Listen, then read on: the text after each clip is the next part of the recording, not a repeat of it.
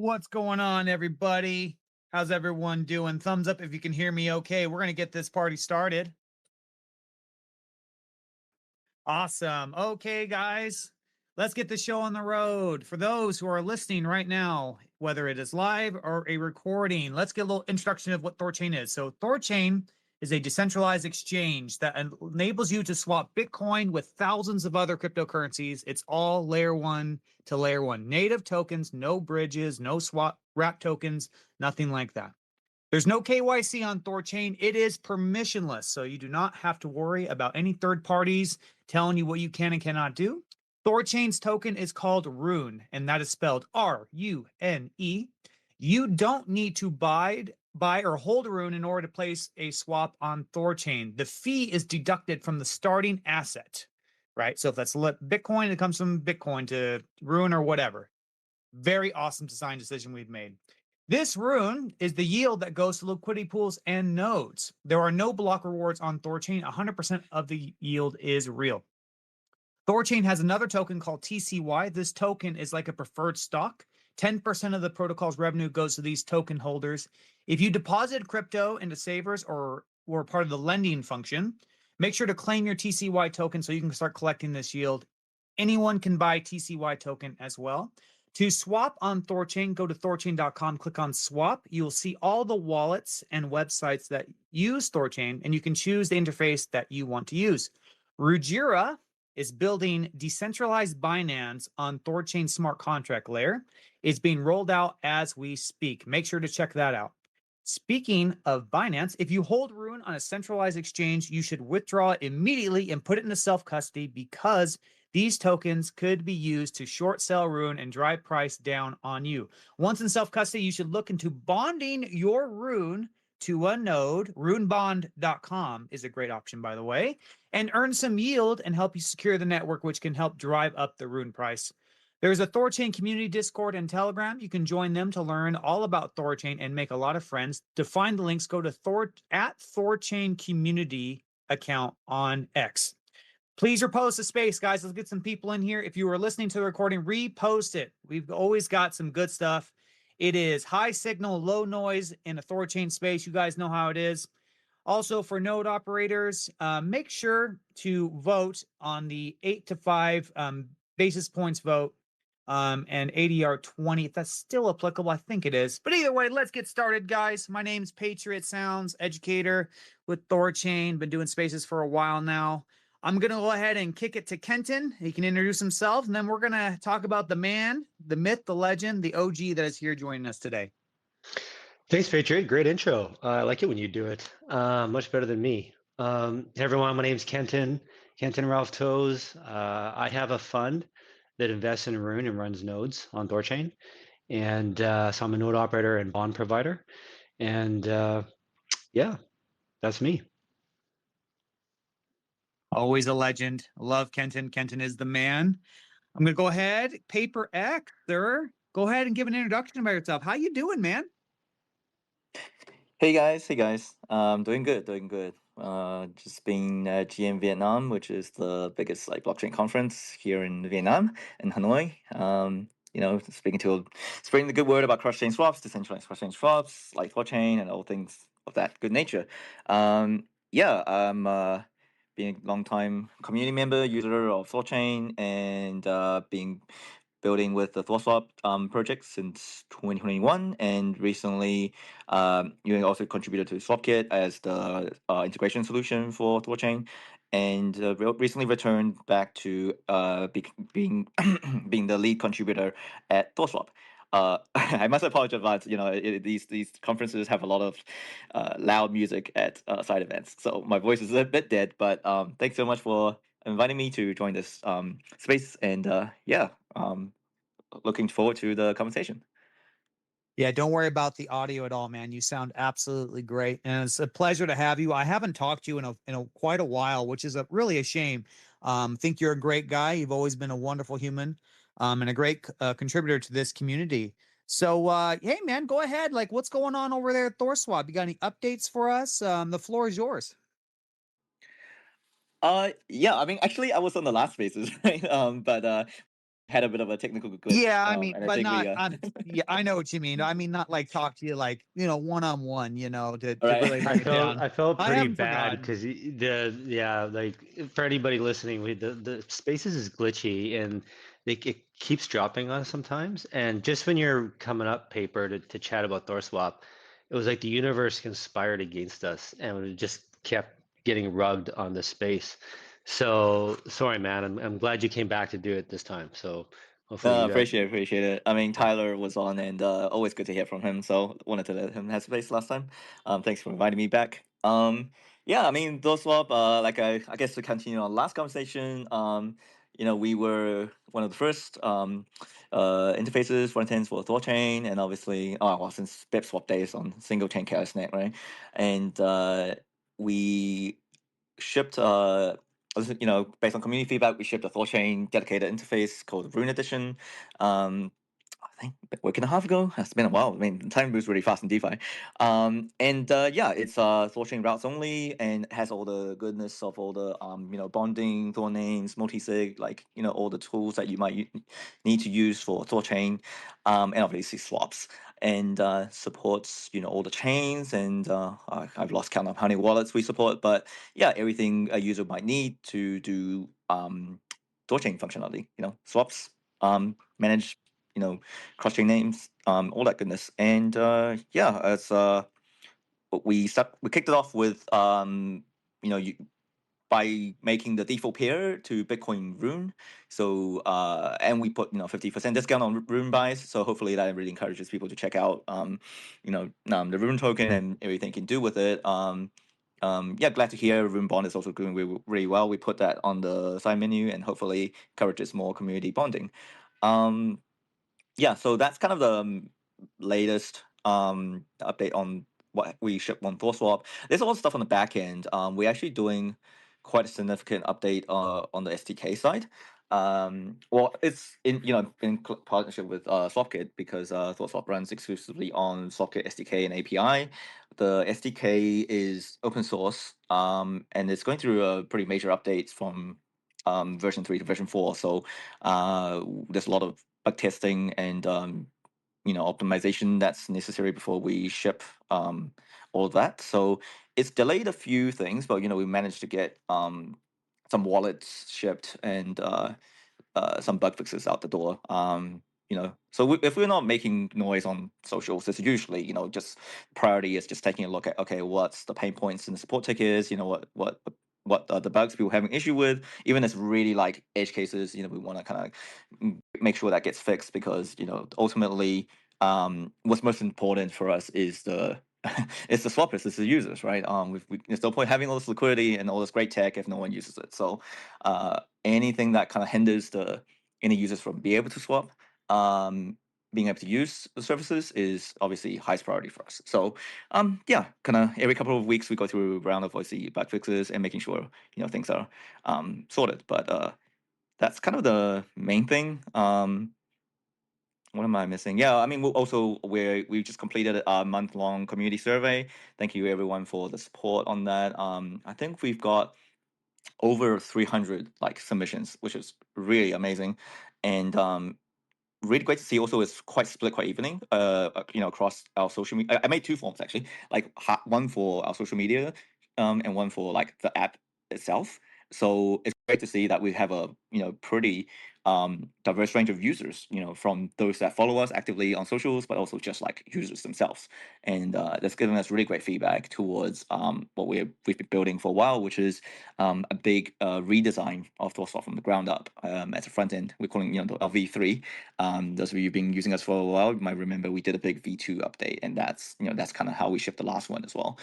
This is a lot of feedback, and we have our plans and roadmap, which I wrote out a while ago when I came back, and sort of outline some milestones and our vision for what we're shipping for the rest of this year, and yeah, making pretty good progress on that. A lot of it's it's not the prettiest at the moment, but it's a lot of very core UX design things that we really want to improve upon, and that's going great. And so what's going to happen is we're moving towards building a closed beta that is for those who, if you left your so like Discord handle or like in the at the end of the survey, then we're gonna invite you to try it out and give us some great feedback on towards building V3. So yeah, that's kind of the latest on THORSwap. That's great, man. Maybe we should touch on quick your survey. Let's get the message out there so you can get more responses. How do people fill out this survey if they want to participate? And what kind of questions are you asking for? What kind of feedback are you looking for? Oh, okay. Yeah, actually, I mean, anyone can still fill out survey, of course. I meant like month long, as in I just had to set a date on it, because we're giving some, drawing prizes and like all of that stuff, as a like small incentive. But yeah, actually, if you go to THORSwap, there should be like a little pop up, like if you haven't closed it by now, that says, hey, please, help us out with the survey.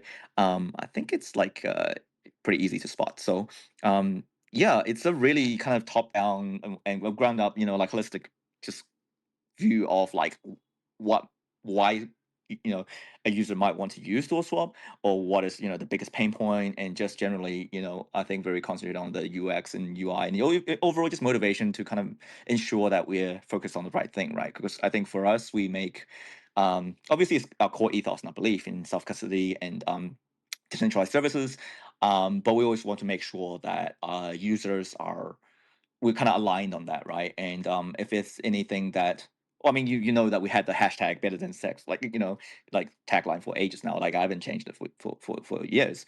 And actually, I've seen a lot of newer protocols that picked up this tagline. And I think it's just a sign of the times, right? But yeah, I feel like to be perfectly honest, it's an aspiration. Like I'm not gonna sit here and say like, oh, we already better, right? There's a lot of room for improvement. In particular UX, right? It's multi-chain UX is very complicated, and yeah, there's a lot of barriers, and we want to make sure we solve them without compromising also on just the core ethos of like self custody and security and just users, I guess, understanding the tech, but also having a big degree of convenience and yeah, that's a really fun balance to draw. But yeah, I guess the survey is mainly to try and identify the pain points, and I guess maybe what products that we don't currently offer that you might be interested in. Yeah, it's a little bit long, I must say, but I think it's given us really, really good feedback and a lot of really good data to work with. So yeah, Okay. it shouldn't take more than 5 minutes to be honest, but yeah, that's what the Okay. survey's for. So if I want to fill it out, you go to thorswap.finance and you go enter the app, and then there should be a pop-up to ask you to fill out the survey. Is that how it goes? That's right. That's right. Okay. Or you go to highlights. Like if you go to our page, and if you go to highlights, there should be a link to it. Actually, I might just share it in the comments here, and maybe you can pin it. Yeah, share in the comments and guys retweet it, post it out there. The more data, the better, right? We can get you from 300 to 3,000 responses. That'll be right. Yeah, that'd be I know amazing. I it's a think lot, but yeah. Yeah, I've been sharing a bit of snippets on some really good like feedback from time to time when we reward like we pick winners and stuff. But I hope to do some good analysis on it, and then I'll share it with the community from I think it'll be really good just feedback for all of us building and THORChain and just DeFi in general, I think. No, great, good on you, good initiative. So you mentioned, okay, you made a THORChain edition. How do I get to it? I'm at It's just thorswap.finance. I entered the yeah, app. I it's rune.thorswap.finance. So instead of app.thorswap.finance, it's just rune.thorswap.finance. so we have to manually enter it in. Uh, there's no link on your website. Uh, yeah, you're right. Actually, we should base something on the landing page. That's a good point. These are the good feedback we're looking for. So yeah, for now, it's just I had it pinned to our page, but I recently just changed the. Oh, actually, no, it is still pinned to our page. So that's the first thing you see if you go to THORSwap here on X. And yeah, we chat across all socials. But yeah, let me make a note of it. We could definitely add a link somewhere. Yeah, even in the when I go to your homepage, I enter app, maybe a link in there somewhere under THORChain. You could have Rune Edition or something like that. Yeah, that the homepage is going a redesign as well. It's been a while since we updated it, but yeah, sometimes you get like the these good to haves, Yeah. just so much to share, right? Like a lot of new features and Okay, bug fixes. so Rune Edition, is it just what's the difference? Main difference between Rune Edition and uh legacy THORSwap, for lack of a better term? Um, is it just roots going through THORChain? Is it just you mentioned the 50% off fees on buying Rune? Is it just off buying Oh, Rune or NTCY. Right? and TCY? Okay. Yeah, can you explain a bit more there, please? Yeah. Yeah, that's the gist of it. Other than the rune colors, of course. Yeah, it's like we've kind of doubled down on all the good, important things for THORChain users. So I mean, we've already, have obviously all the LPs and like Thor name, like the wallet management. I don't know how you guys use the THORChain multisig, but yeah, we built that feature back in the day. That's still there, and Thor node bonding management as well. So that's all the core stuff, right? And then we added links to like THORChain explorers and Rune Bond, and again, if anyone else has like recommendations of other community good resources and room tools, we added that to the side menu as well. But yeah, for now it's really focused on just delivering the dedicated core THORChain like swap experience, right? So it's a sort of pure THORChain experience. So the only routes here are THORChain pools, or is it still full DEX aggregation that you can access on the normal Uh, THORSwap?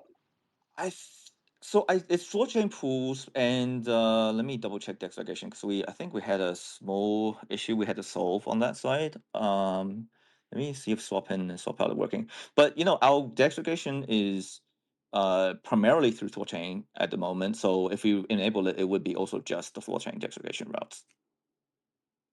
So if you go from Bitcoin to ETH to Pepe or something, like or Bitcoin to BNB to Cake, on Pancake or something, it'll be through THORChain.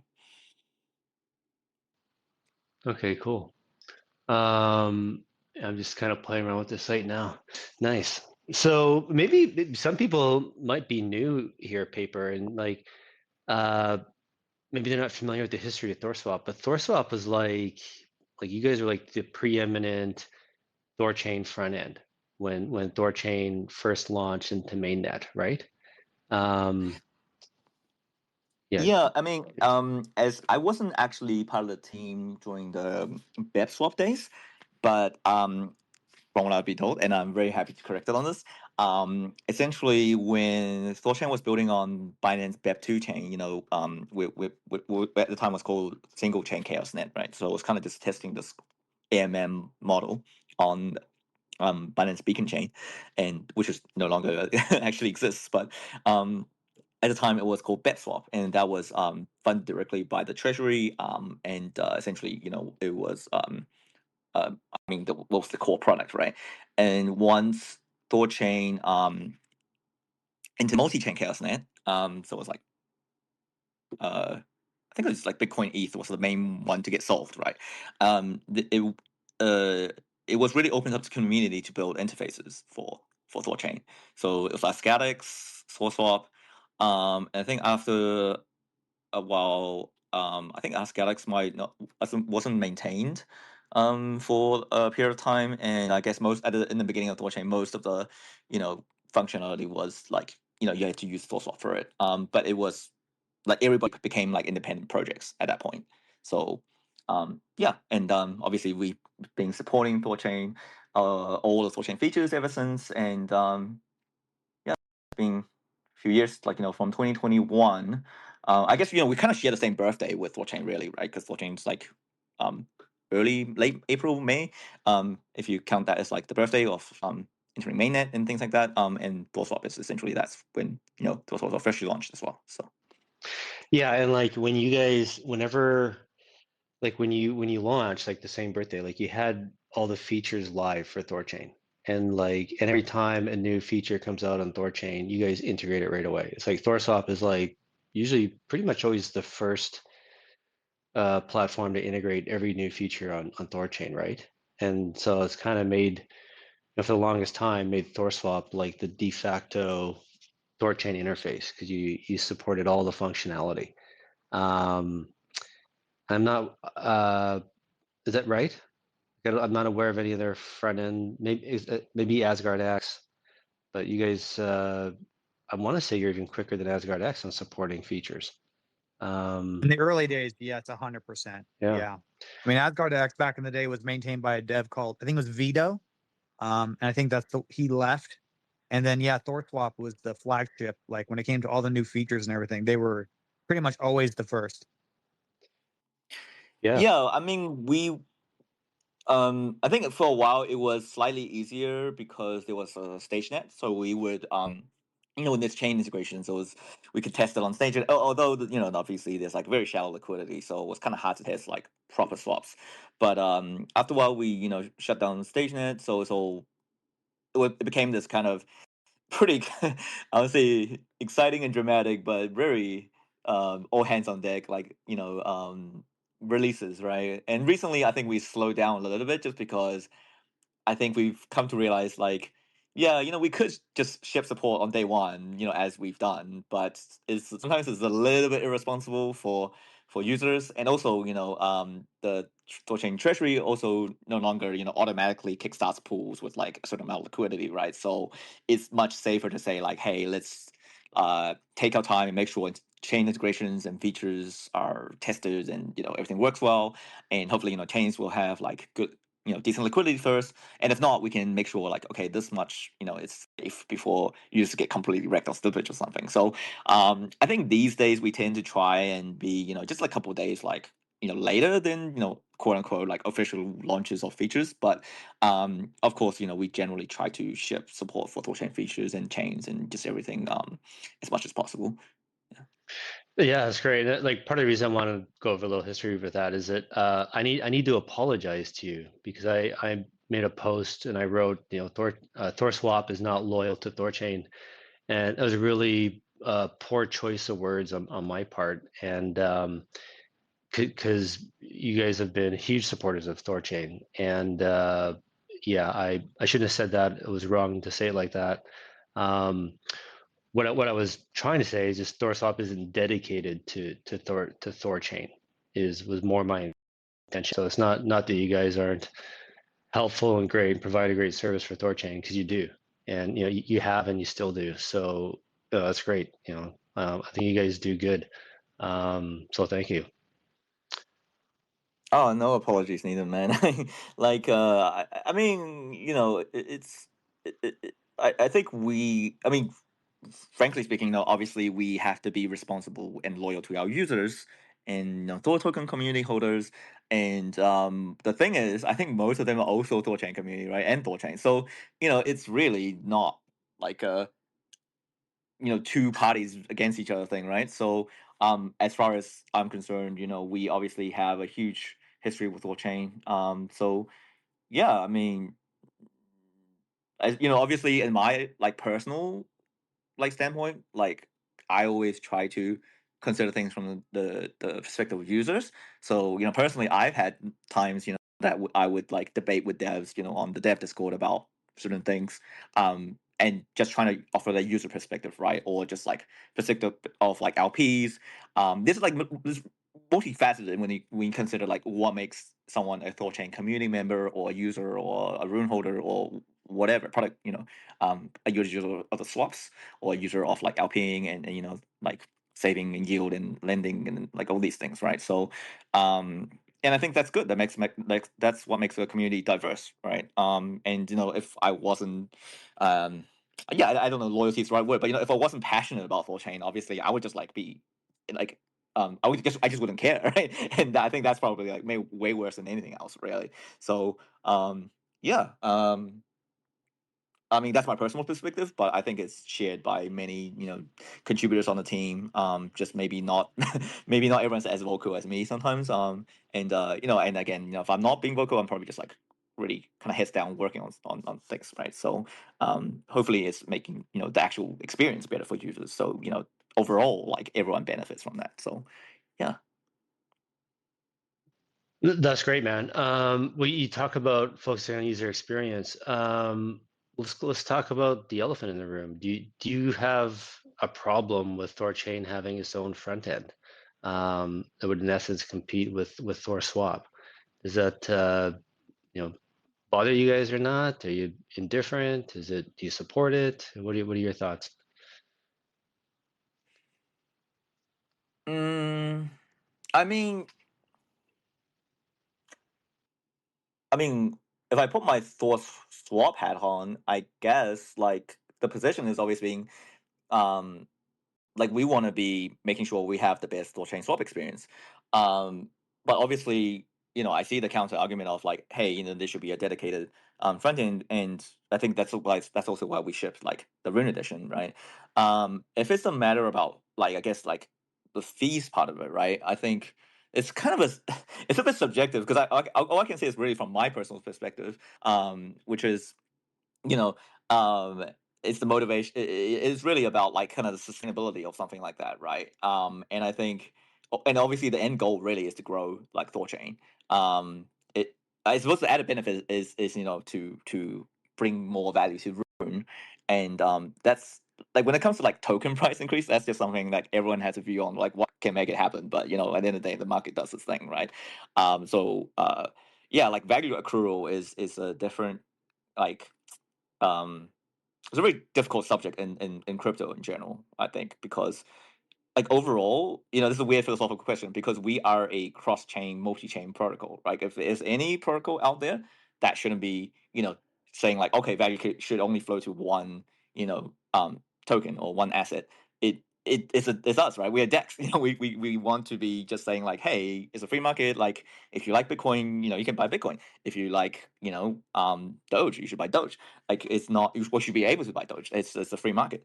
And same with Rune with or Thor token or whatever it may be, and everyone just has to kind of come up with our own um like kind of value proposition, right? So I guess for us, like all we can do is say like, hey, we want to make sure THORSwap is the best like cross-chain DEX, and obviously all of our THORChain features. If anyone wants to use THORChain features, we should be the best place to like for them to do that. And we can only focus on what we can do, right? I'm definitely not gonna go out of my way and say like, oh, you guys shouldn't do this because it's a decentralized like protocol, right? It's just like no one should have that power, right? So yeah, I would hope like I guess the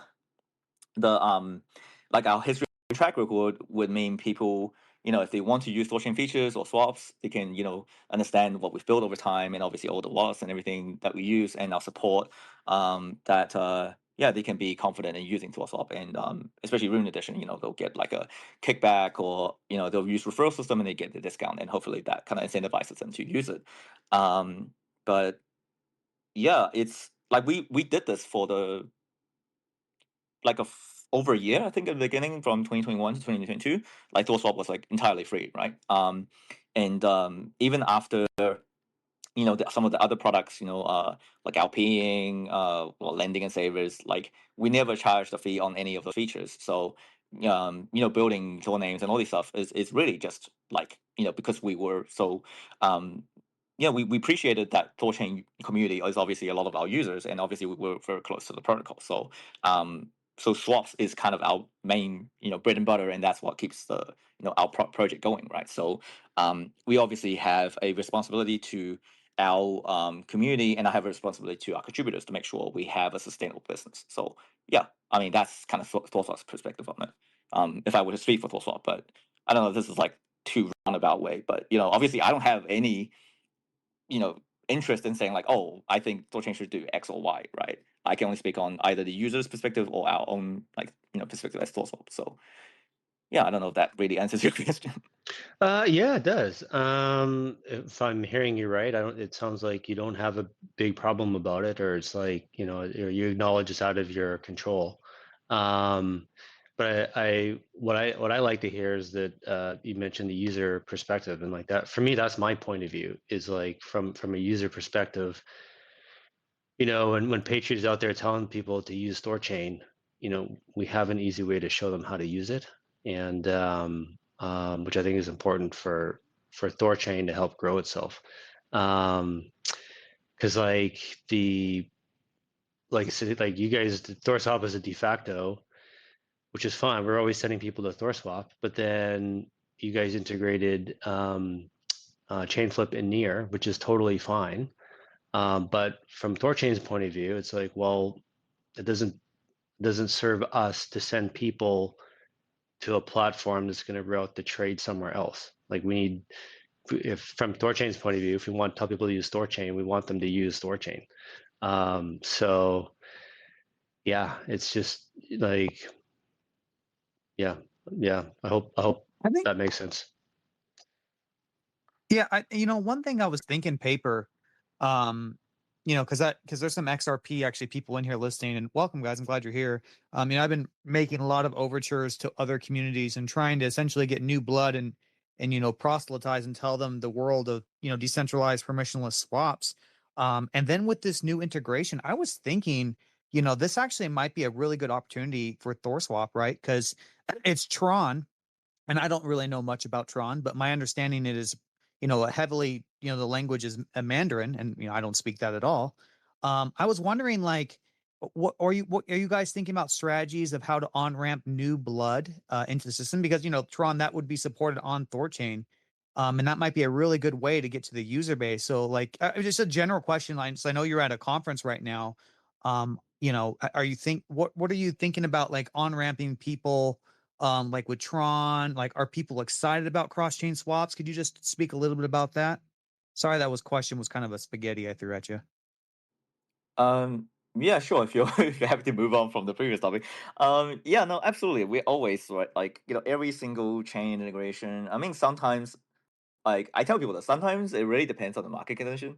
Because you know, I just remember in like it's really because I know we're all in this ecosystem that we all believe the same thing, right? Which is crypto deserves decentralized cross-chain swaps. Like, that's like a no-brainer to us.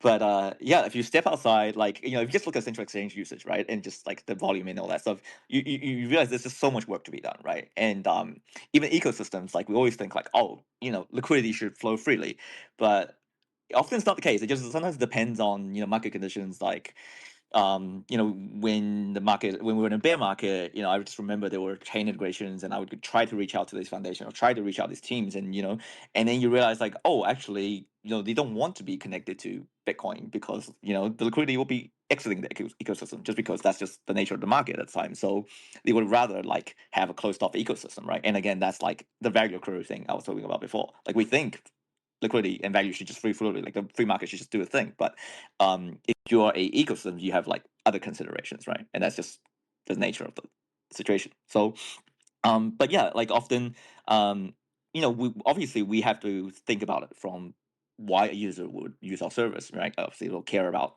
they don't want KYC, they want choice, like an assets choice, and they want, like ideally big good service, competitive pricing, and good execution, and so obviously, we think like, oh, we should go to Bitcoin conferences, but then maybe you have a lot of Bitcoiners who don't want to swap cross-chain, right? Because they just believe like only in Bitcoin. And yeah, so it's about bridging that gap because Bitcoin is still the biggest volume driver. So and it's like 60 something percent of the overall crypto market cap right now as well. So I think in this current market cycle stage, ecosystems will be interested to be connecting to Bitcoin just because they want the liquidity flow to their ecosystem, right? Hopefully, fingers crossed, altcoin season actually starts, right? So yeah, I think there's a lot of interesting use cases, and yeah, I'm learning a lot about Tron. The funny thing about us, like shipping Tron, a little bit early, is that yeah, we realized like there's a lot of complex UXs that have to be designed almost like specifically for Tron, and that's something we've been trying to work on. Like at the moment, it's not even perfect just because. you would think Tron is like super cheap and easy to do transactions and swaps, but actually, the biggest use case is USDT, right? And USDT on Tron is actually surprisingly expensive if you don't stake TRX to lower gas fees. They have this whole energy bandwidth system, and if you're a big TRX staker, then you have like basically a lot of like free daily energy to do transactions. But if you don't, then yeah, you could be paying up to like $8 or $10, like just to swap on USDT, and which is obviously like a lot more expensive than even Ethereum. So yeah, we're trying to work out ways to like collaborate with Tron protocols to be able to they have this like renting energy system thing, and hopefully we can help like make it a bit easier for users to do cross chain swaps. Because obviously it's a new ecosystem, a new technology, a new yeah, it's just things you have to do to kind of match that centralized exchange experience, obviously, because they don't deal with any of this. It's all just numbers on a spreadsheet somewhere, right? But yeah, there's a lot of quirks, and you guys have done a great job, like interacting with the XRP community and learning their needs. We certainly talked to a few XRPL projects, and yeah, hopefully they'll be able to like make use of Swapget APIs to build something cool to be able to like onboard other ecosystem users to their projects and make this whole multi-chain experience like super seamless. And ultimately, I think users will benefit from that. But yeah, some of these things take a bit longer because it's always just like always seems like such a no-brainer because like, oh, you have like the centralized rails now, like it's available, like just go. But yeah, like it takes like iteration takes a long time. And then for users to make up their mind about why they will use this over existing services, sometimes like centralized, is it's quite difficult. So yeah, this is a big topic that I think about every day. Paper, you mentioned a few projects in XRPL. Have you heard of First Ledger?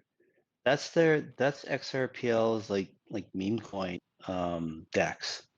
And I'm wondered if you've tried reaching out to get their API so you can integrate it.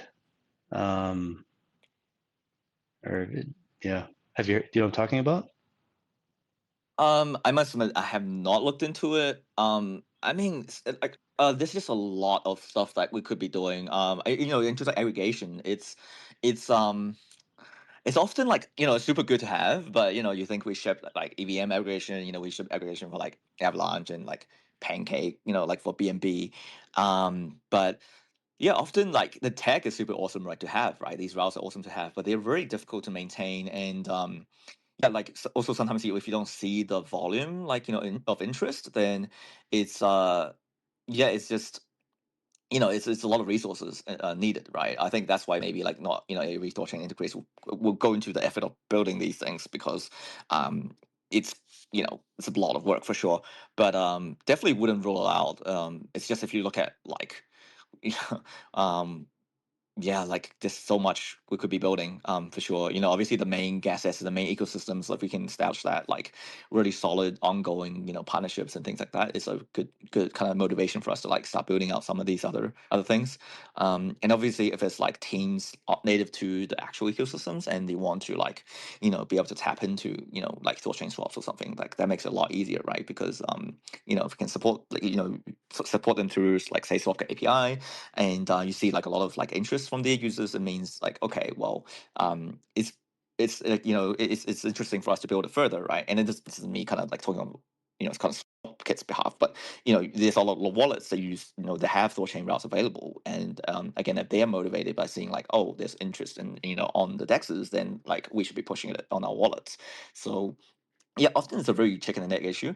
Um, and yeah, I mean, like always open to talking to any ecosystem, like projects, right? I think that's the most fun thing about working at THORSwap is that if I go to like people think I'm always people go to conferences like partying or whatever, but like I think the most interesting thing is just being able to like step to a conference and just not having to deal with like, oh, I'm only this ecosystem or that. You can go to like most like projects and conferences, like, and you just almost pitch them this idea of like, oh, you could be multi-chain, you could be interoperable, you can onboard Bitcoin users, so you can it's like this idea that opens up a whole new world and paradigm for a lot of these. projects. And yeah, there's a lot more work to do on that front. Yeah, like because for me in my mind, like that's kind of one of the things that like with THORChain and the true cross chain dexes is that some people will say, oh well, there's no volume between these two chains, and it's like, and then therefore we shouldn't support it, shouldn't do it. It's like, well, maybe there's no volume because the path doesn't exist, right? Or the path is so arduous, nobody's taking the route, therefore there's no volume. Whereas the whole point of THORChain is to make these paths very easy to travel. And by opening up all these new paths, maybe that in turn creates the volume. So like in my mind, we should just be trying to connect as many different worlds as we can. And at some point, we're going to get like what am I trying to say? Like a tipping point. Like at some it's just inevitable before we get volume. We don't know exactly which paths are going to be successful, but we know that some of them are, and we just have to keep adding new ones and until it catches on. Do you disagree with that, or do you agree? I think like connecting, liquidity is just the beginning. What happens next is often, like I said, many different factors. Like, it's like markets. It's just sometimes also like a cultural fit as well. If um like certain chains, like let's say Solana is very meme coin heavy, right? Like people are they're just only in that ecosystem to do very specific things, and maybe they just have no interest in like doing anything with Bitcoin, um, or not, right? It's well, you definitely see like Bitcoin Solana swaps, but maybe not like say we have aggregation, maybe not some pump fund coin versus like to Bitcoin, because like the speed of the thing and the just price, actually, I don't think that's maybe in the meme coin traders like perspective, like something that they're interested in. So, yeah, sometimes you can't force, like you can lead a horse to water, but you can't force it to drink, right? Because maybe it's not like the river that they're interested in, right? They're not thirsty for that specific thing, and yeah, but ultimately, I think our value proposition has always been great. There's a lot of um projects and tokens and chains that popped up and died off because the narrative might have changed. But I always thought, I just sometimes I introduce THORSwap as like a Bitcoin DEX because that's like easy thing to understand, because that's kind of what made us survive for so long, right? Like we can kind of experience up and downs, but thankfully Bitcoin is still here, and THORChain is definitely the first to do that, right? And I think that's like a great value proposition that really lays the foundation and everything. But yeah, it's definitely like the first step, and then what comes next is generally a lot of very complicated um um yeah, like circumstances, right? And it's easy to um say like, hey, maybe it's pricing, or maybe it's certain, like even say compared to like other routes on providers on THORSwap. I honestly think that's not like the main issue, because you just look at THORChain volume, like it's still growing, right? And you look at the number of integrations that Socket has enabled for THORChain, since just even less than a year ago. It's a lot. But and I say this, like I post this about some of these stats like sometimes, but sometimes like the volume is like it's like dropping.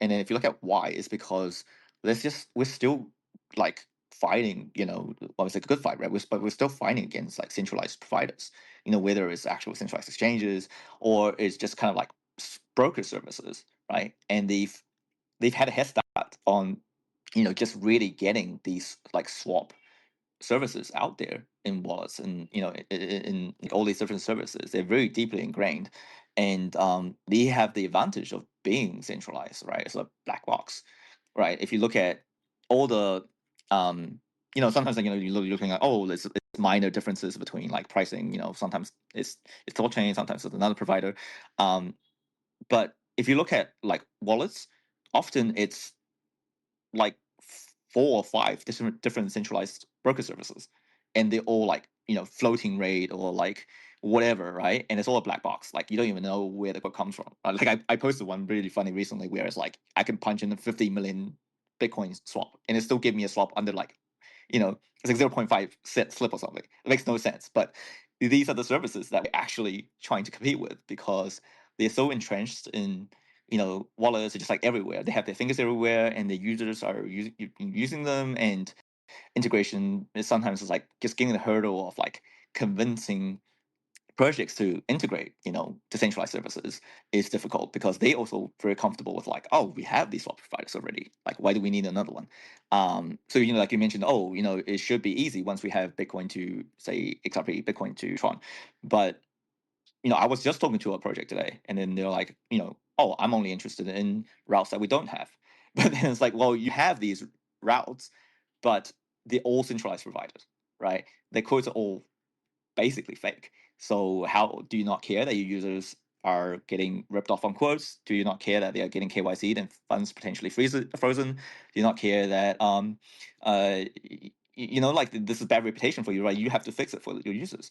But yeah, I mean, surprisingly, often they might not prioritize that because again, these are product managers. They're building their complex products, right? They have a lot to think about, and maybe swaps are just one of them. So there's a lot of also like grants and bribes going on. Some of these providers they give like 100K, like a lot of grants to be integrated, right? So they're entrenched in products already. Yeah, I think there's a lot of these barriers we have to overcome, and yeah, sometimes it's just like it's like easy to look at what we're doing in our corner of the overall kind of marketplace, but yeah, I'm just kind of outlining some of the challenges of why users may not be using, decentralized services or THORChain in particular. I'm glad you brought that up because that's what for me, I find a little bit frustrating. Like, I think a lot of us in crypto, everyone's pretty idealistic, and it's like, oh, we should, it's obvious THORChain is better, everyone should use it. But all the same games that exist in TradFi exist in crypto. So, like you mentioned, the centralized services are like paying 100 grand or whatever to stay integrated in a platform. Like that, I mean, that exists all over the world. Like I used my I did a post the other day about the beer, comparing the beer industry to THORChain. Um, like Bud Light and Budweiser and Heineken and all these like Coors Light and these name brand beers, like they pay to have their beer on tap at bars. They'll pay like, I don't know, 1 to 2 grand per tap type thing. And it is illegal. They're not allowed to do it. But they get around it by like, they come in, their rep will come in and buy like, 100 beers a month type thing. And it's just this unwritten thing in the restaurant industry. And so like the craft beer people, they can't afford to go around all these bars and pay like 1 or 2 grand to get their beer on tap. And, because they're small, they're tiny, they're very limited. And so, so then they're out of the game. You either got to play the game or you're out of it. And it's just the way it goes. So for me, this is my thing with THORChain and marketing, and like we gotta start playing the game. It sucks, it's gross and it's dirty, but like, if we really want to get THORChain huge and like topple all of those guys, we have to be on the same field as them, playing in the same game, right? If you can't win the Super Bowl if you're just in your backyard throwing the ball with your buddies, like that doesn't make any sense, right? We have to get on the field and play the same game, and whether you like it or not doesn't matter. It's just how it is, and we have to acknowledge that reality and start playing in it. So I'm not saying we have THORChain has to run around and bribe everyone to get THORChain into the platform, but maybe we do start doing that next year. I don't know, right? Like it's something we have to think about and talk about, because like you're right about these platforms having these sexes. Like it is so horribly irresponsible to have a self-custody wallet and route a trade through a sex. Like it is just, it blows my mind that exists. It goes against everything about crypto, and trying to protect your user, with the risk of their funds getting frozen. Why are they doing that? Because they're getting paid. Like the sex is giving them kickbacks or whatever. Like it all comes back to the dollar, right? And so, not everyone is as idealistic as us. But I think what's cool is like THORChain, just like Bitcoin is a Trojan horse for freedom, like so is THORChain. THORChain is a Trojan horse for freedom too. And if we do start playing that game, and maybe we do start bribing front ends to have THORChain, and we do start getting that volume, do start getting people using us, then we start, maybe that is how we shift and change and get more users. But yeah, I'm just bringing this up to highlight it, that it isn't as simple as just, oh, here, create this awesome product and now everyone is going to start using it. It's like, no, there's tricks and games and everything being played behind the scenes that it doesn't make it that simple. So yeah, rant over. Yeah. If I may, the three post was like very detailed. Actually, I didn't even think about this analogy before. But it's slight devil's advocate, if I may. I, in my mind, I think THORChain's product is not the bear itself. It's the distribution. It's a distributor. It's a distribution channel. When a person goes to the bar, like what they want is, like you mentioned, like Budweiser, like whatever beer, right? So in this case, like they want Bitcoin to Ethereum, right? Or they want Bitcoin to XRP.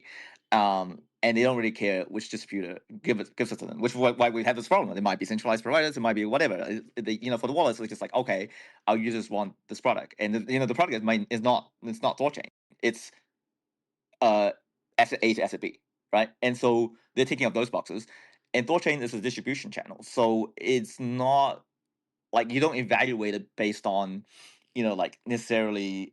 I mean, I think marketing is obviously great, but what really the success depends on is like efficiency, security, like decentralization, and like making sure it just works, right? Like you don't have cases where user funds are frozen, you don't have like cases where swaps are not working, right? Or like they're refunded or they're stuck, or all these things that makes a distribution channel like really, really successful. So that's kind of where I mean, we've talked about this in the past, like that, like I said, that's historically that's how THORChain shifted from saying like, hey, we want to use the treasury to fund our own front end. This is, you come here to swap, right? Bet swap, to saying, hey, anyone can use, to build like a company or a product services based on our distribution channel. And then our goal was to like get it out to like everyone, right? um and that was the whole thing we talked about for ages, about how like people be using THORChain, they just wouldn't know it. And I think in terms of competing against that, you have this like, it's a catch 22. Like I see the importance of accruing value to Rune, and obviously Rune is entrenched in the overall model of THORChain, right? You need room price to go up because otherwise that's why products are landing in savers like failed, right? And that's why like we have economic security problems if room price is not the same. So I see the point in that. At the same time, it's very hard for any ecosystem project or what have you to say like, hey, come build using us, like open arms, we have the best tech, we have the stuff that's really important. And also be like entering this whole, oh, but at the same time, like um like no, like how do you justify like the grants for integration if you're trying to also uh talk about like, okay, how much should front ends get paid versus how much should different parts of the system get paid. I think these are sometimes very, it is very complicated from a business model perspective, right? And um yeah, I mean, an ideal world, and I talked to like Wallace about this as well, like you should label, say some providers are like centralized or decentralized.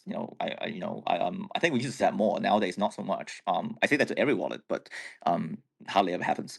And yeah, I think the overall like execution is really, really important. I think price execution is important. So streaming swaps definitely help that a lot, but at the moment, the economic model of THORChain is a little bit difficult, right? And and I guess like the important thing is to try and fix that, and also like Patriots said, add more unique routes, and then really kind of hone in on like how to get those ecosystems interested in these in the THORChain routes. I personally, I don't think there's a lot of point in kind of spending all the energy kind of debating on like, oh, how much front end to charge versus like vice versa. Like I'm fully, comfortable with like, okay, hardware wallets like charging 150 bips, some wallets charging 200 bips, but it's just the nature of how they do their business. And like, you can't really, really kind of get into this argument of like, what is that worth? Right. Yeah. I don't know if that perspective makes sense. Come on, I'm just gonna back it up just a little bit here, because I think you thought I was changing the subject earlier. Definitely not, because like the point that Kenton was making, this kind of goes into what you're saying, Paper, is if you have an interface and they have many different providers facilitating the swap, right? Not necessarily goes through THORChain. I think that's quite obvious. But the thing that I've just come to experience is, and I don't want to take credit, because I know THORSwap and many others have been talking to the XRP community. But if you look now, the XRP pool is like the second highest APR, and it's only being topped out barely by the TCY pool, right? And I think this took a lot of work, like 2 months of just really meeting these people, and I wasn't expecting to do this at all, but I really like them, and now I kind of have I have friends and stuff now. But I think one of the things is we have to just tell these people that this is an ability. I think from one thing I've learned is that they just had no idea that this is an option and why it's important. And it was an easy sell, really, to XRP, because it makes total sense, right? Because that was a community that was quite literally subjugated by a centralized entity like the SEC, saying they were security and nope, you're done, right? And we give them a pathway now where that never has to happen. That's why I was kind of angling with you about Tron. Is I'm not an expert on Tron, but my understanding is like there's a lot of Mandarin speakers there, right? And I don't know.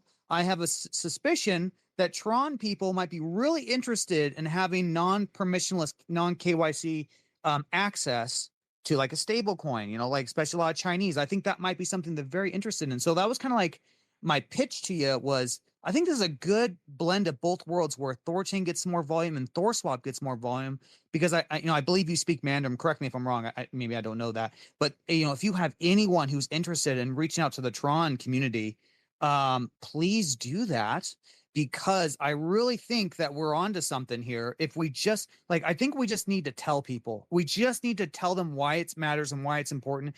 And we have now a builder on the XRP like Zoj. He's extremely passionate about THORChain. His eyes have been open. He's so thankful that now he can, do cross permissionless swap within the thing. That's what he's always wanted to do, and has been trying to source the talent within the XRPL. It's just the technology's not there. It's not from a lack of trying. But now we've just given it to him. We've kind of like just busted out of the bushes and said, hey, you can do this now. I really think that might be an angle for you, buddy, with the Tron community. I could be wrong, but that's just what my gut tells me. Yeah, absolutely. There's a lot of well, actually, if you look at the on-chain metrics, there's a lot of flow between centralized exchanges and Tron, for USDT. And I do believe there is a use case for Bitcoin to USDT flow. Like, this is my suspicion. I need to validate it, but I'm sure there are some miners who might want to take profits on their Bitcoin without doing KYC. So I'm definitely actively looking for those opportunities and market segments. And yeah, absolutely. You'll see us do more with the Tron community soon. I'm definitely trying to reach out to them. I was just talking with them today, actually. Uh, actually, like Justin's taking a space shuttle flight, and yeah, gonna join a little like video they're gonna make about welcoming back to Earth. So yeah, definitely reaching out to the Tron community to kind of like get that conversation started. They have a lot of protocols on there as well, and hopefully we can do some interesting things. But I mean, you brought up the liquidity thing, right? And that's another. I mean, this is the THORChain space, and I think we can talk about the THORChain. So, like, I think, for me, I'm just.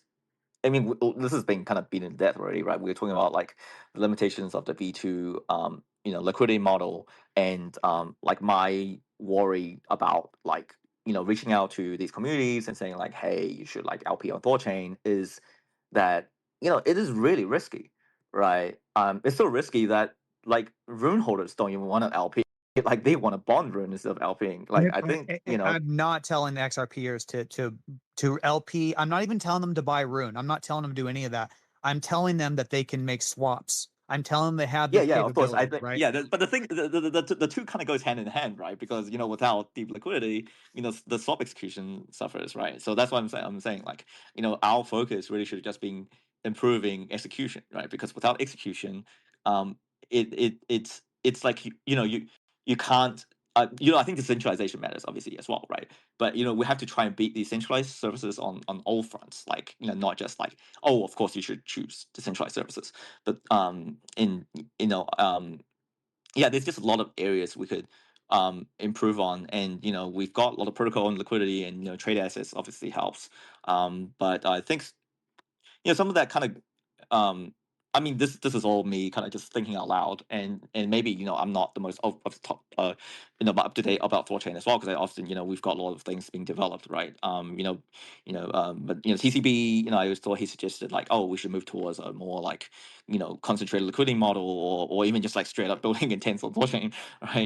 Versus maybe trade assets is kind of like really performative, right? A performance, and it's helping a lot of trades like go through really well.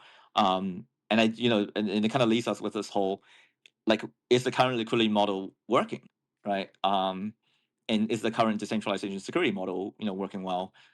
Because obviously now, this is like off topic again, but yeah, I think I'm just like overall, it's a really big picture, right? I think because THORChain works well when everything's working in harmony, right? The sentiment pendulum, you've got like, obviously all of that is what makes swaps work well, right? So and obviously as long as swaps works well, we've got a great product. So but underneath there's so many little like gears that we're constantly like tweaking and discussing, right? Like, so yeah, I mean, I'm just picturing this out as a conversation, like, about how, like, how we can improve that,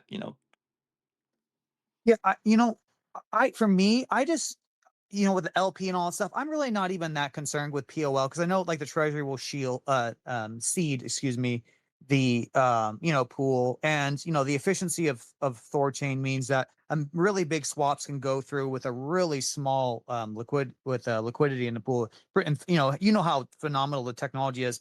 My point, all I want to do right now is just get people knowledgeable about THORChain and get people swapping. To me, that's just first principle. That's what we should focus on. I'm really sure. I think about these things a lot too. I'm pretty sure we can fix them. It's not a big deal. The goal for me, and like if I'm THORSwap, is just I just want to keep people swapping. I just want them to know that they can swap permissionlessly now to a variety of layer ones. And when it comes to pool liquidity, depth, and being an LP and all that stuff, for me, that just clouds the issue. All I want to communicate to them is you can now do a thing that you could have not done before. And this empowers you A, B, C, D, E, F, right? All these things. That's my main pitch. And I think that's if we just focus on that, I think everything else just falls into place. And particularly too, like when they dip their toe into THORChain, then you can like segue like, hey, there's gonna be point of sale applications coming. There's gonna be Rajira, all these different things. Um, I don't even try to complicate the issue for me. Like, it's just keep it simple, low cognitive burden. You now can swap. Come swap here. Let's go. You know what I mean? Yeah, absolutely. I mean, I think we align on that, right? Because we are front end after all. So as far as THORSwap, especially Rune Edition, is concerned, like, yeah, making sure the UX is as close as perfect, or better if not, then centralized services is kind of our goal, right? So yeah, again, this is because I'm on a THORChain space, so I'm talking about THORChain things. Obviously, I'm not talking about the stuff to like a user necessarily.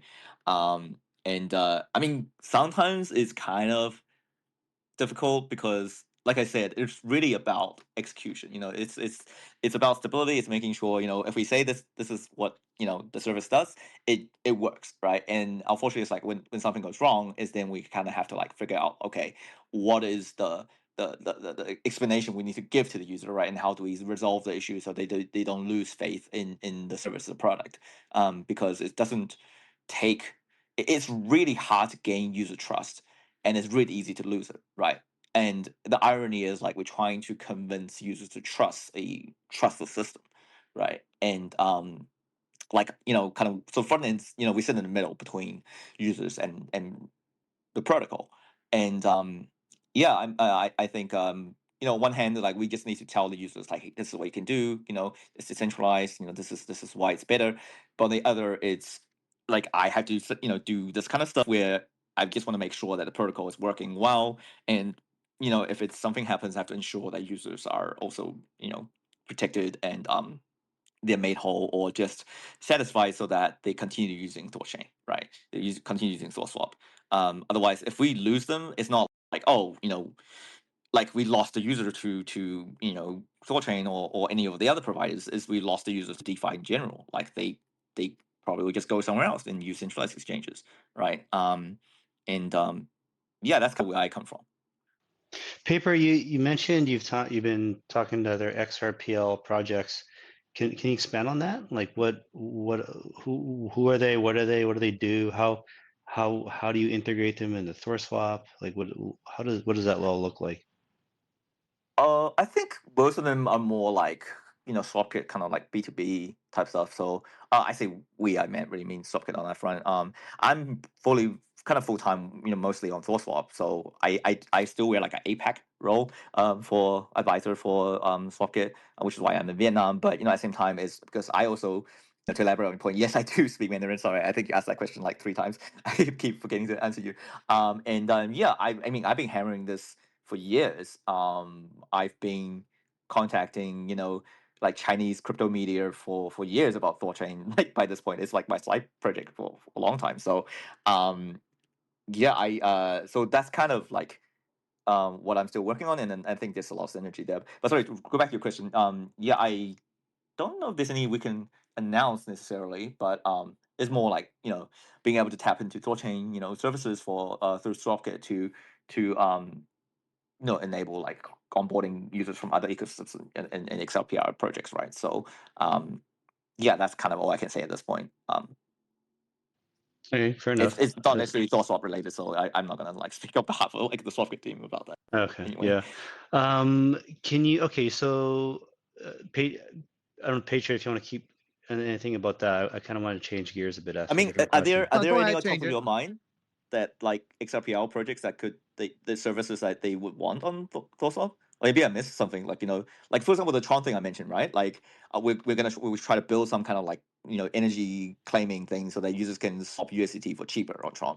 That's something like I'm looking into for THORSwap, because it really improves the user experience for Tron users, right? So if there's something like that for XRPL that I missed, like I'm always open for suggestions and feedback for sure.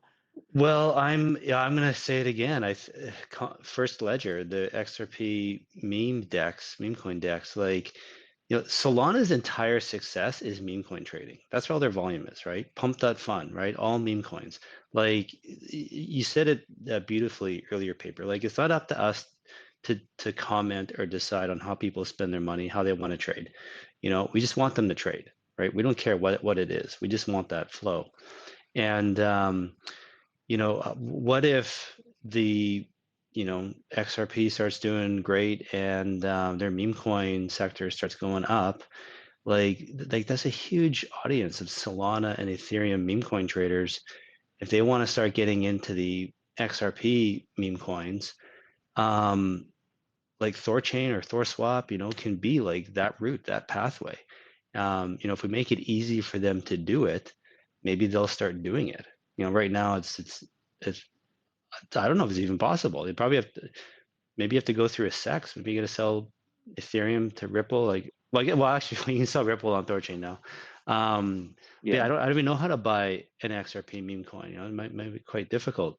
But if we make it easy, then maybe we see lots of flows go in there. And if we're the only provider, the only route, like that could be huge. Now again, I'm saying that as if it's easy to do. Like, if it's like thousands of dev hours and like hundreds of thousands of dollars to deliver, I get it. Maybe you got to stop and think whether it's worth it. But as a non-dev, you think everything's easy, right? But yeah, so just in my mind, it's No, like I'm it's worth definitely really exploring. open to. Yeah, definitely really open to exploring it. I think often it's like a cultural, ecosystem culture and use case thing. I can give a few examples of like past experiences, right?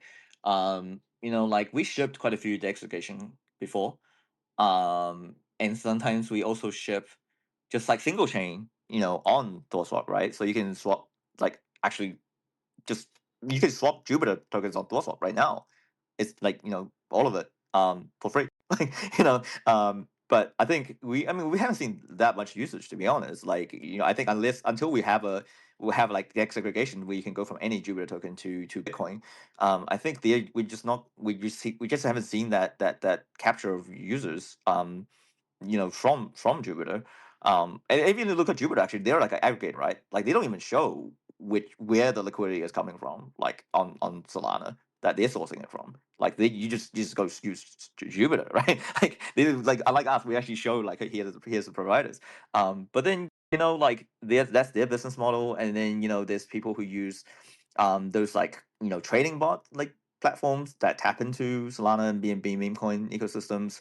Like like Bitcoin, PaperX, Axiom, GMGN, like all these, like banana gun, like they come and go, right? They're so that space is so competitive, and what they're competing on is offering, something more unique to users, which is essentially like they're willing to charge, 1% or whatever higher fees, like 100% something, right? Like because their users think like, oh, if you give me a, I don't know, like like 0.1 second advantage, I get, like I get a sniper pool, and then that's how I make my profits. I don't care about like, you charging extra, right? No one's saying like, oh, why do I pay more for Axiom versus just swapping on Jupiter? Well, it's because or Pump Fund, because you snipe the pool faster, and then that's their value proposition. So you've got these very unique cases, and they can justify like, okay, users coming to use my service rather than whatever the other service is. So yeah, so in the past we've integrated, like I said, I think we supported like option dexes and I mean, you can still swap Pancake, on THORSwap and things like that. But it actually like there hasn't been a lot of cases where the collaboration has gone both ways.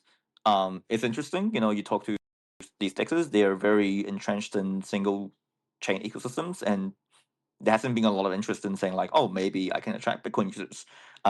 Yeah, I think the perspective is very different. Like we've been a multi-chain DEX from day one, so we always assume like, yeah, liquidity should flow freely. Like everyone should just swap anything to anything. But often it isn't the case actually with like ecosystems in particular. And yeah, it's like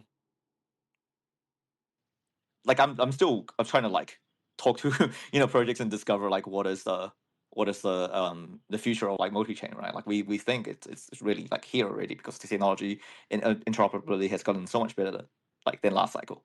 But yeah, you still see most projects kind of building Uniswap clone, like forks on whatever chain, and they're just doing that thing like specifically on that chain. So yeah.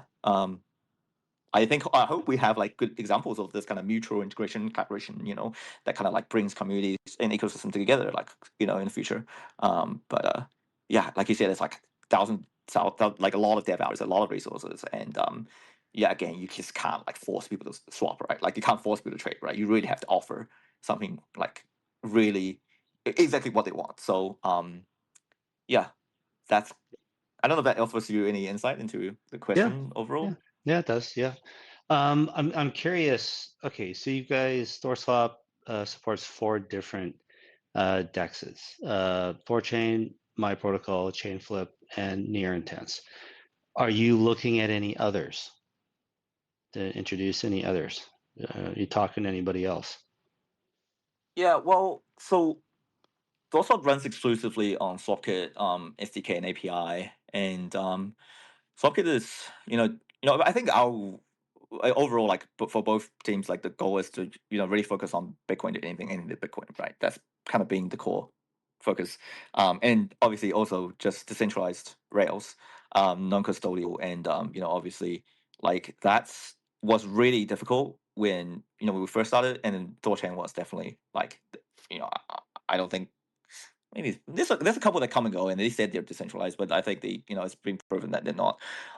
So in terms of that, like I think last time we had this conversation around like intents and solvers, and there's definitely been quite a few that's popped up, like over the past couple of years. I would say that space like really emerged, and there's a lot, but often I honestly like ones that are really good that matches like the kind of uh like asset like amount like the pairs and also just like execution and being able to support like swaps at size and being able to uh actually execute like swaps are still pretty rare right now. um and so yeah, I think it takes quite a bit of like due diligence, for SwapKit to add any provider. um and obviously a lot of dev hours. So yeah, at the moment it's for providers, but it's a lot of And just keeping an eye on the space, obviously. so let's talk about near intense. There's some people are saying it's quasi-centralized settlements happening off chain. Other people say no, it's all on chain. It is decentralized. Can you comment on that? And because I would, after a whole discussion about routing trades through centralized uh, platforms, I trust you guys is not what you want to do. So the way I interpret your integration of near is that you do believe and agree it is decentralized and nothing is happening off chain. Can you expand on that? Did I get anything wrong? Yeah. Yeah, I mean, I'm not an engineer, but as far as I know, I believe the liquidity is all on chain. Like whether the solvers and market makers they source the liquidity, it could be from centralized exchanges, right? But I suppose like I assume arbitrage bots and like who use trade assets, like they might be getting the liquidity from, I don't know where they get liquidity from. But like it's if you compare like against pure AMM, I guess the AMM is always like liquidity is just always there, right? Versus intensive solvers sometimes I guess it's it's more like order book, like there is a competition to solve, and it goes where the volume may be going. um but I believe like the API is all open. Like anyone could become a solver on near intents. It's just whether you can. It's just like anyone can be arbitrager on THORChain, right? It just you just need kind of like obviously capital and be able to like have that competitive edge to say like, oh, I can do quant like faster than the other guy, and I can do fulfill these swaps like faster or whatever. It's a different kind of competition on an intense solvers model. But yeah, like I think the API is like to be a solver on Near is like it's open. Like I think they have like 5 or 8 like solvers. I think it also depends on the swap pair, right? Obviously, I think Near has a few teams they incubated themselves that might be like actively being a solver on the intense protocols. But yeah, that's. But if I mean, if this I'm certain. if I'm gonna sell 1 Bitcoin for Ethereum through Intense through Near, I send in my Bitcoin. It goes to an address, and then one of these solvers sees that and like, okay, yeah, I'll take that trade. And then they take the Bitcoin, and then they have to go. They go whatever they do. They go swap it for Ethereum, and then they deliver it to me. But in that process of whatever air quote whatever they're doing, couldn't they get, if they're doing Oh a no, they're not. centralized. They're not. They're not. They're not. Going to swap it and then they send it back to you. It's like they have the liquidity for Ethereum already, ready to go, right? And once they send it to you, it's confirmed, and then they'll get the Bitcoin that they like said they wanted to trade with you with. So it's not. That's why it's so fast. They're not saying like, oh, I'll go get this liquidity and I'll come back and I'll give it to you. You know. It's already And there. that's why It's some of the already pairs waiting. are really shallow. Like they can't execute because there's no one like um being a solver for that specific pair, right? Like if you look at BNB, I think THORChain wins a lot of the quotes because there's not a lot of liquidity and solvers on that front yet on near intent. um Okay. I don't understand it well enough to know one way or the other. It just keeps coming up. Some people say it's like, you know, quasi centralized. Some say no, it is decentralized. So I'm not Yeah, I don't know. So it's interesting. I'm glad. Thank you for commenting on it. Nice to hear your I mean, I perspective. feel like it's a spectrum, right? Like it's really about counterparty risk, and I think as far as THORChain, like the AMM model, like when the swap is going through, the pools and the votes, it's I feel like it's definitely more permissionless compared to intense and solvers model. But you do trade off, obviously, in terms of like, obviously liquidity is RPing is, you've got like the whole risk of impermanent loss because you have like exposure to like both assets, right? Whereas in an intense solvers model you don't. Um but the flip side to that is actually when the market is extremely volatile, I think THORChain is actually more competitive because there's a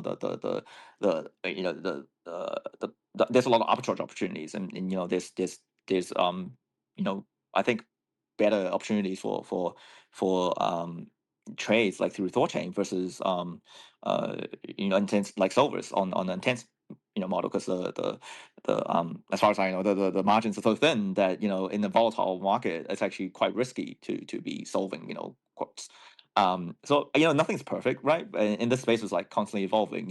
It's like back in the day, like Tom. I remember I was um I got into THORChain. I was trying to understand how it worked, and I remember watching that video where JP still called himself a researcher, right? He was talking about like how THORChain initially, explored like atomic swaps, and then realized atomic swaps like it just couldn't like solve the liquidity problem because you'll be if you're unable anyone unable to fulfill the quote for you, then you have a really terrible swap experience, right? And in a way, intense protocols are a little similar to that, where if they don't have anyone like ideally they should have like market makers, always be ready with the ability to solve like solve these swaps. But there's definitely some that they should say like, hey, we can do these trades, these pairs, but then if you try to do one, you either like can't execute at above a certain size, like very small size, or you might be it might be like open for 24 hours and then no one fills the trade, you automatically get refunded or you're allowed to like cancel the trade or something, right? And that's like not a great experience. That's not the kind of experience at least we imagine users on THORSwap having. So yeah, I mean, if we wanted to add every provider under the sun out there that's like intense and solvers, we could there's so many, but like what would be the point in that, right? Again, user experience is like super important. And yeah, I think different models have different competitive pros and cons. Cool, thanks. Patriot, I'm kind of running out of things to talk about. You have anything you want to keep going? Oh, I think we've got all the points. Everyone tells us, "Hey, your spaces go on for too long." You know what I mean? And we're always getting heat for that, which is mind-boggling to me. I thought more content's better. I mean, usually we're all talking. It's like nonstop. Like we're talking PaperX, and it's just constant. Like question answer, question answer. It's just good info. But PaperX, I'll give the floor to you. Do you have anything you want to otherwise want to talk about? Anything we missed? Anything you want to clarify? Yeah, I think you've been a great speaker today. Oh, thank you, thank you. Yeah, I think this one reminded me. Usually the time is like really terrible for me when I'm in New Zealand, but this time zone is slightly better. It's almost midnight here for me, but that's when I start working, so it's all good.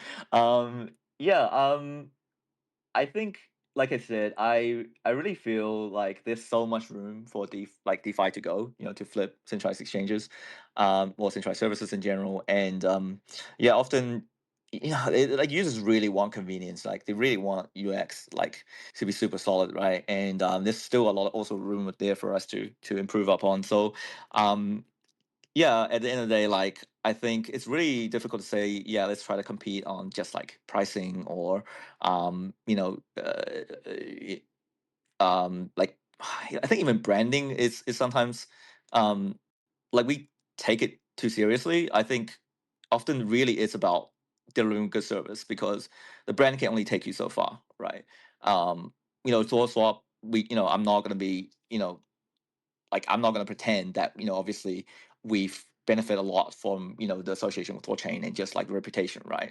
But I would like to also think that we've built that reputation over I mean, it's like it's supposed to be a trustless product, but you know, there's a high degree of trust that we built up over the years, as because we really value our users, and you know, whether it's, you know, like there's been a lot of times, and this is a bit of self-reflection, you know, because it's the THORChain space. There's definitely been a lot of times when the protocol has run into certain trouble, and I think we often think of it from the protocol's perspective of like, well, obviously if the protocol doesn't exist, then you know everything's gone, like that's all the value gone, right? So we should think of it from the protocol's perspective, and you know, obviously code is law and all these things, but that's kind of the thing that like centralized exchanges and services kind of win against us on, because they're just like, well, you know, the space is scary, you know, Web3 scary, you should just like trust us to like guide you through it and hold your assets in custody and safety instead. So to overcome that, you know, that is really hard, right? Like whether it's back in the day of like room, you know, like um uh the kill switch, you know, like migrating, like honestly 3 or 4 years of just still trying to explain to users who might have like missed that, and like how why these things happen in DeFi, right? And obviously, you know, whenever like I remember when Luna crashed, and I'm just like, oh wow, like it's the first time we're actually gonna do a Ragnarok, like for real. Like we don't even have the code ready for it. Like we even designed the system. We're just like in theory we are gonna do it. So you know these things kind of like happen in real time, and but users they don't get that, right? They don't understand. They just like, oh, why is this not working, right? Or why is my funds like, you know, my swap not going through, and then you know, and every time that happens is when you lose a user to centralized exchanges. So and honestly, like yeah, I would encourage everyone to just go out there and talk to other people about DeFi, about cross chain, about space, like you know, THORChain, and yeah, you'll realize like there's so much like we need to kind of solve. um and even to this day, like there's so many people that they either don't know about THORChain, or they remember it strictly from like, oh, you know, didn't it get hacked a few times. Like I was like, bro, that's like 2020 right? Or like, isn't it solvent now, you know? You know, it's like, wow, that was like, I mean, 12.5 was like January, but you know, it feels like a lifetime ago by this point. But you know, it's hard to say like, oh, swaps are working fine, everything's back to normal now, everything is good. It's just every time something goes wrong, it's when you know you kind of like, that's when you lose trust from users, and you don't get that back, right? You don't, it's not like, oh, is it intense, or is it, you know, THORChain, is it chain fluid? It's all DeFi users. They just go straight back to centralized exchanges, and again, that's, I think it's worthwhile for everyone to have like, you know, that focus on, you know, trying to flip like sexes, and at least I think as THORSwap, like that's kind of a big focus for us, right? And because we see the users every day, and every time, you know, if I see an issue, and honestly, you know, like a big part of it is responsibility, right? Like if anything is a front end issue for us, like if it's our fault, like, you know, that happens, like, you know, we would refund the users, right? Because it's like, okay, we messed up, right? um and if it's like a protocol issue, then we just have to do our best to try and, you know, guide the user, and hopefully they don't like, you know, give up on DeFi. So yeah, as far as I'm concerned, you know, I just really want to work with the community and the ecosystem to make sure users you know, get you know, the experience that they deserve, right? And they don't like lose trust in DeFi. I don't know if you have something, Kenton, but I do have a question from the audience for you, Paper. The question is, are you guys planning on adding Ruggira primitives to THORSwap? Is there anything you can comment about that? Yeah, I mean, I've released our roadmap for until the end of the year, and you know, it really is like quite a big focus on V3 at the moment. So we're kind of going back to drawing board a lot of things. So yeah, I really can't commit to it, you know, like, you know, this will end the next quarter, unfortunately. And yeah, I mean, but I'm definitely, you know, really like hoping, you know, Ruggira really builds great products, and you know, takes THORChain to the next level, right? And you know, hopefully once we get the core swap experience, you know, V3, and also like I did tease that we kind of ambitiously looking to build a like a more streamlined, simple onboarding, you know, like brand application to really like help new users onboard onto DeFi. So that's like a bit of quite an ambitious project we're working on as well. So yeah, I think it's you know, I laid out the roadmap for THORSwap until, you know, the rest of the year. So at the moment, no, but obviously we're in touch with Ruggira team, and really supportive of them, and hopefully I would love to see more liquidity and you know, usage coming to the app layer. Yep. Okay, Kenton, were you going to say something? No, keep going. Okay, well, that was all the questions I have. You know, I think we had a pretty comprehensive conversation today.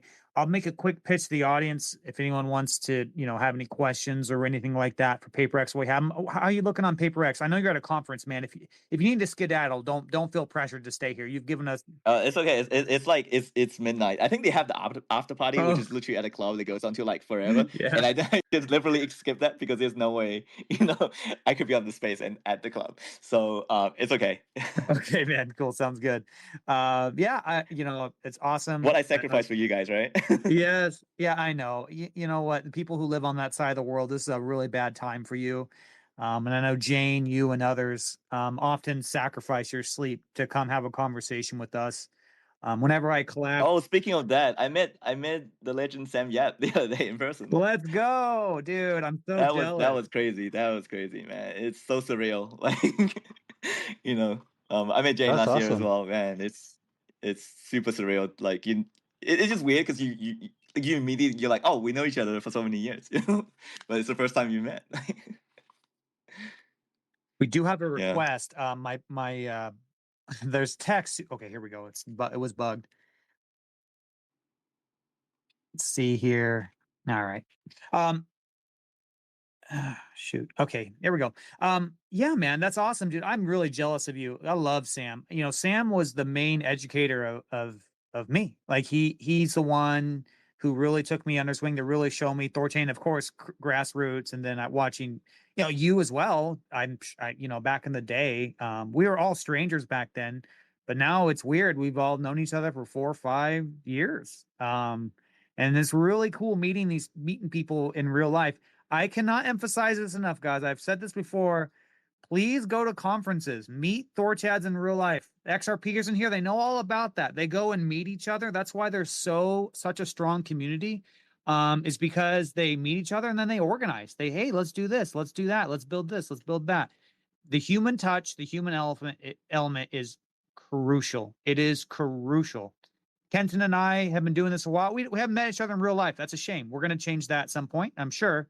It'll just make us, you know, there's just a certain amount of like trust and that you can never get to, even though I completely trust Kenton, but like just, you know, meeting someone, hearing their voice in real life, making eye contact, shaking hands, that is so powerful.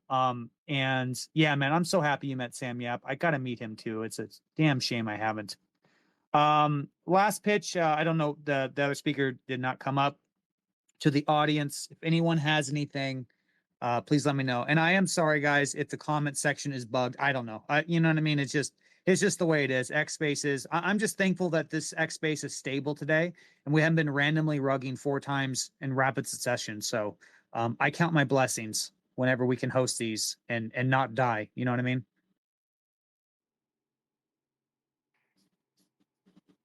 Yeah, I'm looking at the comments and I don't think I see any, but maybe it's just bugged Yeah, for it sucks. everyone. I can't even see them as a co-host. How ridiculous is that? It's absurd.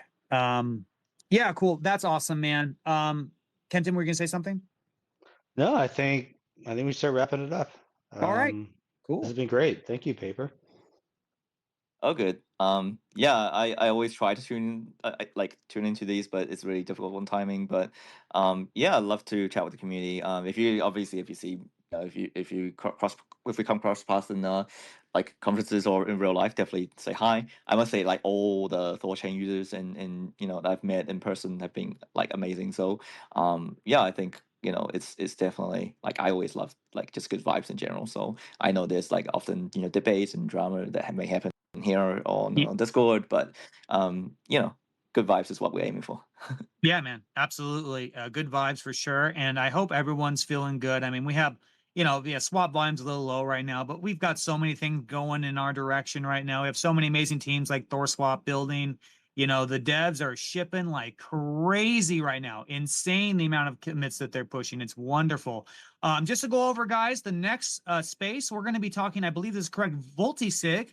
I think that's right, Kenton. Really looking forward to that. And then we're actually a little mature now. We have the next space as well figured out. It's going to be Rajira. We're going to be talking with Pragmatic Monkey. He's going to be demonstrating some things. He's going to put some resources together. So tune in for the following week for that. So that's really exciting, guys. I always like to do a pitch and remind people. I'm going to say it blue in the face. Hopefully people don't get annoyed with me. Please always keep Maya Protocol in the back of your mind. The world has not figured out they have non-KYC permissionless access to privacy, Zcash. I think this is absolutely game changing. This is a 0 to 1. It's absolutely huge. And when the world figures it out, and I don't know what's going to happen. So, but be ready. Be ready to come to their defense if they need it. Hopefully that is not needed, but be ready. Is wonderful what they did. They are our friends. They helped us in our time of need. We're going to make sure we're going to help them if they are in need whatsoever. Kenton, do you have anything else you'd like to add before we wrap up? No, dude, you did a great job. Thank you, Paper. Thank you, Patriot. Everyone else listening. This has been great, guys. Looking forward to next week. Right on, guys. Yeah, thanks everyone. Hey, get a good night's sleep, buddy, and get those Tron users, buddy. I know you can do it. Good luck to you. And Awesome. Yeah, looking forward to the polls going live and everything. Hell yeah, man. All right, everyone. Have a good rest of your weekend. Everyone take care. Bye-bye. All right, take care, guys.